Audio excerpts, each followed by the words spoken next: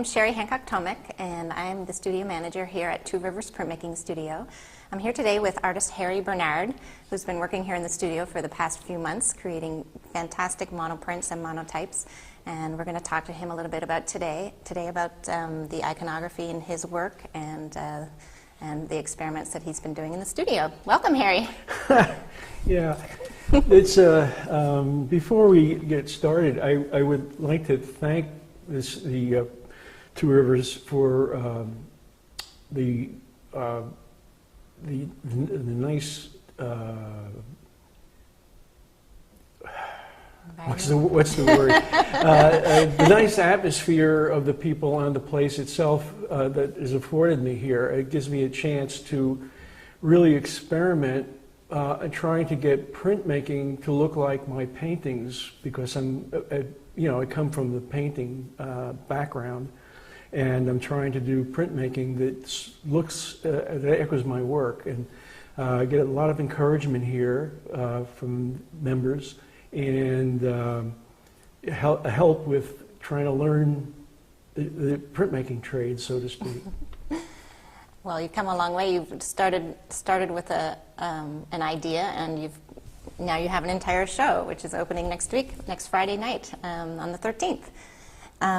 Let's talk a little bit about the work in the show.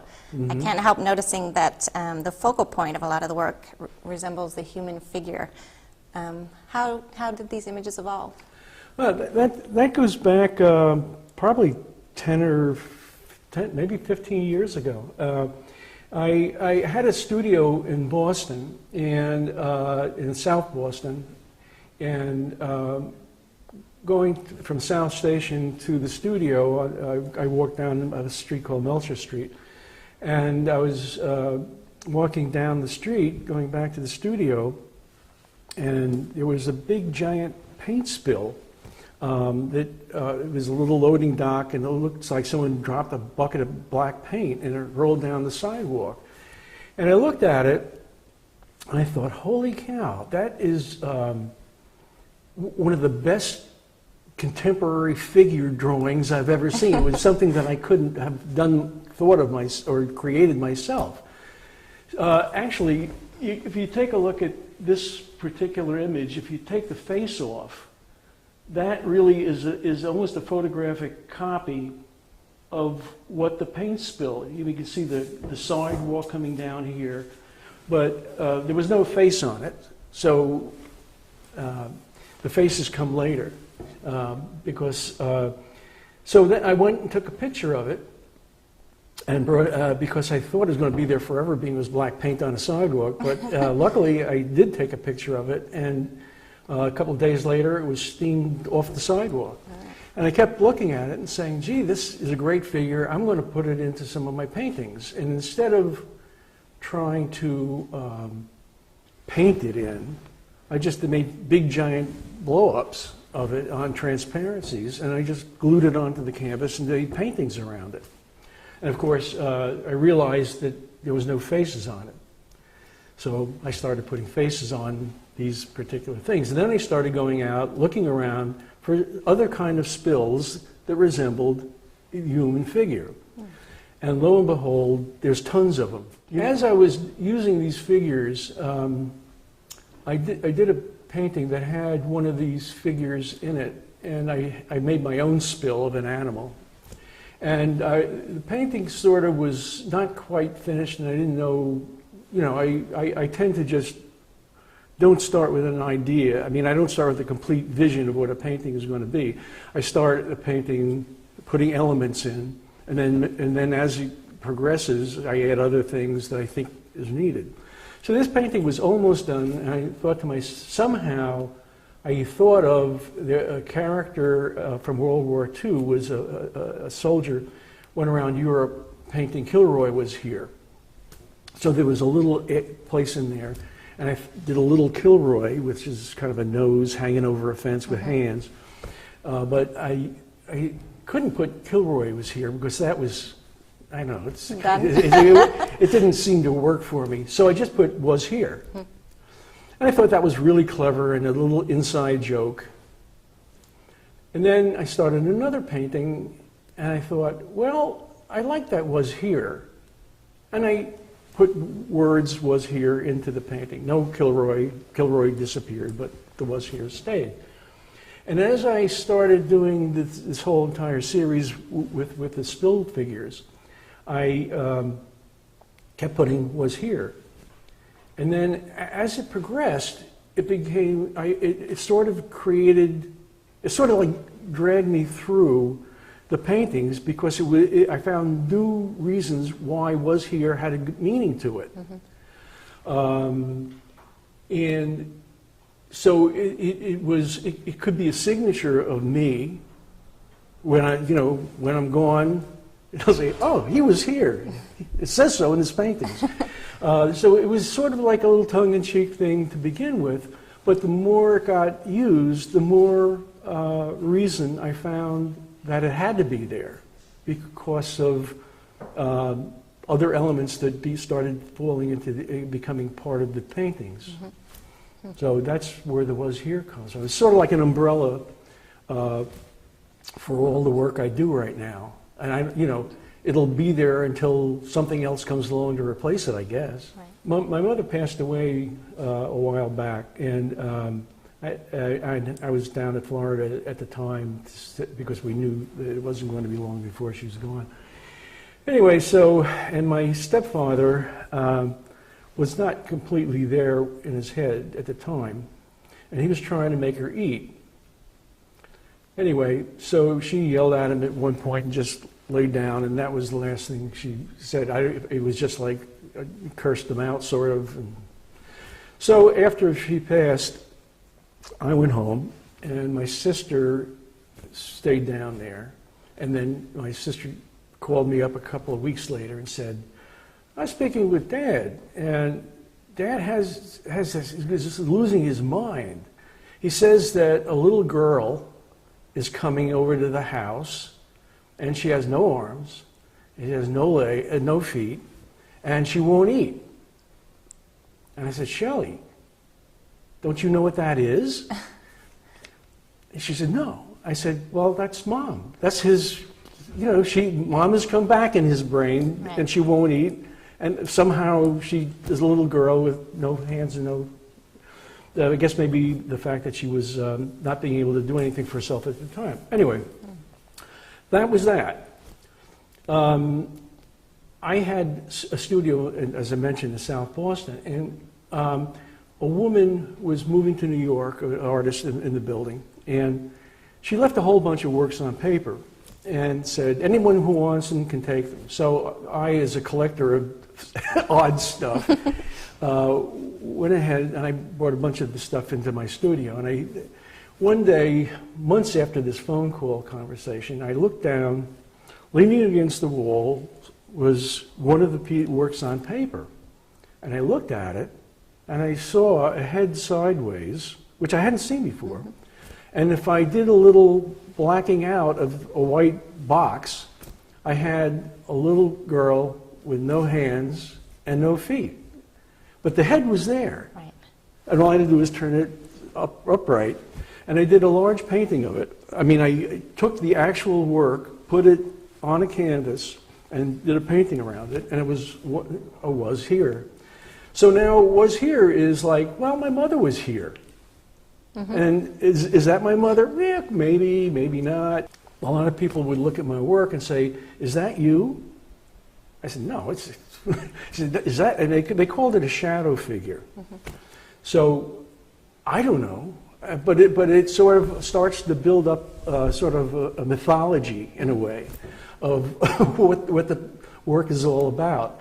So I kind of put her in most of the work, or a lot of the work, and the work that she's in, I call it Mom Returned As, but it's a long title. But right. That's part of where it comes from. I look at things from the past. I look at things like Mayan, from the Mayan era. And there I saw a whole program about Mayan art, and it seemed like their leader at the time was wearing these big round glasses. Now, I didn't think that they had glasses back then, but it really intrigued me as an image. So you'll see that a lot of the work, especially the spill figures, have heads on them, and they have these big giant, and it comes from the Mayan. So I mean, I'm just like incorporating things I find from history. I look at African masks, South American masks, and every so even sometimes things crop up from other spills and things, and I put them in the paintings, and then I photograph them and take them out of the paintings and use them in the printmaking area, like the dancing dog figure, which was actually a dancing goat figure until my grandson named it a dancing dog. So it's like finding things that are intriguing to you. I don't know how they really go together or what the story is as I'm doing them, and I can kind of make up a story after they're done. But it's not, again, it's like it's writing itself. I also use snippets of songs that I feel go with the imagery that I'm working with. So that's another found thing. I like to think that all the elements in my work are found one way or another. I mean, it's not found in the traditional manner, but in my head, I didn't create them. I sort of found them, and I find them useful in the work I'm doing. I would like to open up a dialogue where people can get involved and go into the work and make it up for themselves. That thought process goes back to another painting I did a long time ago, before this whole entire series started. I used to do a lot of work doing paintings that had to do with derelicts and beggars, and from the Boston area. Some I found in the Boston Public Library. But one day I found there was a derelict laying in the green grass across the street in the park, flowers around him, and a bottle, and a brown bag with a bottle hanging out of it. So I did a painting of it. It was a pretty good painting, I thought, at the time. Well, at Open Studios, I showed the painting, and two women were having an argument about whether this was a horrible painting because there was blood running down. Because I work with spills and stuff all the time. I mean, I like accidents in my paintings. I don't like I'm not a photorealist, let's say. I'm more of an expressionist. So they were having an argument, and the other one said, no, this is a very peaceful scene. But being there was a red drip, the other woman knew for sure that this was, he had been like mugged or something was wrong. That's why he was laying down the hill kind of. So I thought, gee, that's really great. I never thought either way, I just did the painting because it was there. Right. And so I thought, well, if I could do that with other work, have people look at it and get involved in a story, then I'm sort of succeeding in what I'm trying to do. I'm a self-taught artist. I didn't study anywhere, unless you count a summer taking a painting course on Saturdays when I was 14 years old. But that was the last painting course I ever took, and I haven't been instructed in painting at all. I come from the advertising business, so I do know printmaking methods from that end of it, and I was pretty good in production over the years. And with the advent of computers, I started to take these images and making them into digital prints, where you can take a whole bunch of images, move them around, put them on different layers, and do different things with them. But then I thought, recently, I'm trying to really put a body of work together for the first time, and I thought, well, I really enjoyed monoprinting. Well, actually, it was monotyping, as I now find out.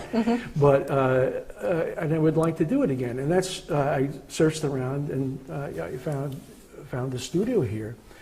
Thank goodness. And so what I've been, I've been trying to learn different ways of using the similar techniques that I use on a big painting on a plexiglass plate, or two plates that you run through the press twice.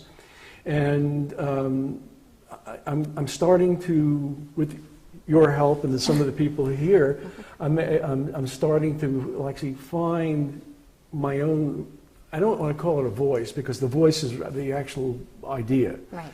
But the way of portraying what I'm trying to portray, so that if I were to put up two paintings in the show, you would go, well, it's the same work. It's the same person doing it. It looks the same. It's at least similar, Right. as opposed to just doing an etching of something, which that doesn't seem to be a direction I'm going to be going in. Right. It's going to be a painterly kind of thing. Yes, yes. And Harry, I just wanted to say thank you so much. I really enjoyed talking with you, and you've given me a lot of insight into your work. Well, thank you for having me. Thank you for giving me this show. I really feel very fortunate. So please come next week, April 13th. Thank you so much. I'll be there. Yay! So will I.